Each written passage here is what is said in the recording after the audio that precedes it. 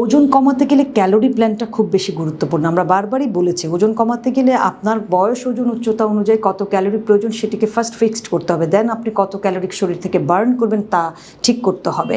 এরপরে এর সাথে আপনার ঘুমের সাইকেল আছে, আপনার স্ট্রেস ম্যানেজমেন্ট আছে, এগুলোকে একসাথে করার পর আপনি ওজনটাকে কমাতে পারেন।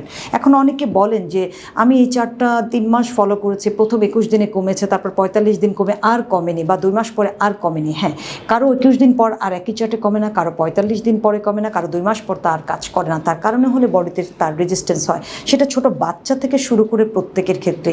ছোট বাচ্চার ওজন কমানোর জন্য যেমন আমাদের কাছে আসে, কিশোর কিশোরীদের আসে, বড়দের আসে।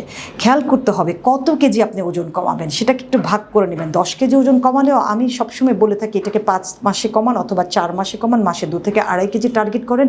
মিনিমাম এই 4 থেকে 5 মাসে আপনি 8 থেকে 10টা ডায়েটারি প্ল্যান ফলো করবেন। অবশ্যই আপনার ব্রেকফাস্ট, লাঞ্চ, ডিনারকে ভাইস ভার্সা চেঞ্জ করে দিতে হবে, ক্যালোরিটাকে চেঞ্জ করে দিতে হবে। প্রথমেই একেবারে লো ক্যালোরি দিয়ে কেউ স্টার্ট করবেন না। প্রথমেই হলো পার কেজি বডি ওয়েটের ক্যালোরি দিয়ে আপনাকে হিসাব করে স্টার্ট করতে হবে। আস্তে আস্তে ক্যালোরিটা কমালে খুব সুন্দর করে এটি কাজ করবে। এবং একটা সময় যে ওয়ার্কআউটটা আপনি করছেন, এক্সারসাইজ করছেন, এটার টাইমিংটাও আপনাকে বাড়াতে হবে। ফুডের প্যাটার্নটা একটু চেঞ্জ করতে হয়।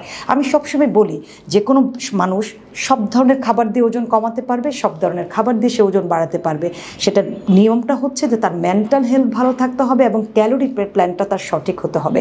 তার পাশাপাশি প্রয়োজনীয় সাপ্লিমেন্ট থাকতে হবে। তাহলে ওজন কমানো, বাড়ানো এই দুটো ক্ষেত্রে চুল, স্কিন, আদার্স কোনো ডিজিজ বা কোনো অর্গ্যানের ক্ষতিকর দিক কিন্তু তখন পাওয়া যায় না। যদি তিনি কোনো এক্সপার্টের আন্ডারে করেন তখন তার টাইম টু টাইম ভিজিট থাকে। এই বিষয়গুলো খেয়াল করলে ওজন বাড়ানো, কমানো দুটো বিষয় কিন্তু সহজ হয়ে যায়।